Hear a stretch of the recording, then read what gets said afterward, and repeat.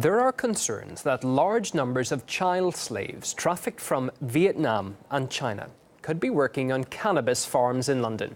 It comes as figures disclosed under a Freedom of Information request showed the scale of the illegal drugs cultivation.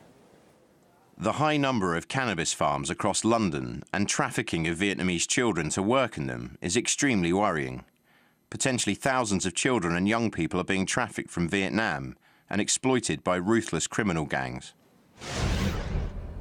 Well, let's cross live now to London and RT's Anastasia Churkin. Hi, Nastia. How large a problem is this in Britain right now? Tell us.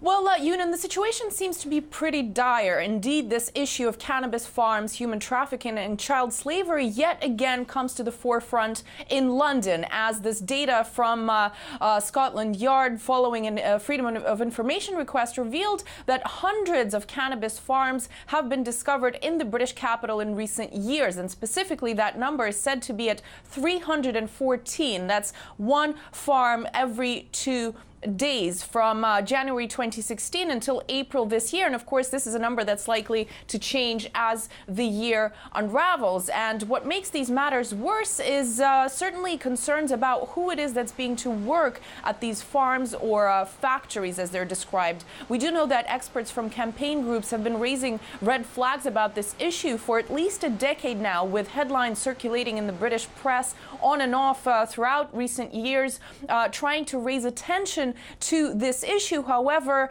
experts are continuing to say that large numbers of children and teens from countries like Vietnam and other places are trafficked to work at these kinds of farms. And indeed, this is being described as extremely worrying. It's being said that over 2,000 suspected trafficking victims were referred to officials just last year. And that's a number that's being described as the highest on record. And one of the concerns that campaigners have on this issue is that oftentimes these people, when discovered working at these farms, could be treated as criminals as opposed to victims. And this is certainly seen as a very serious issue.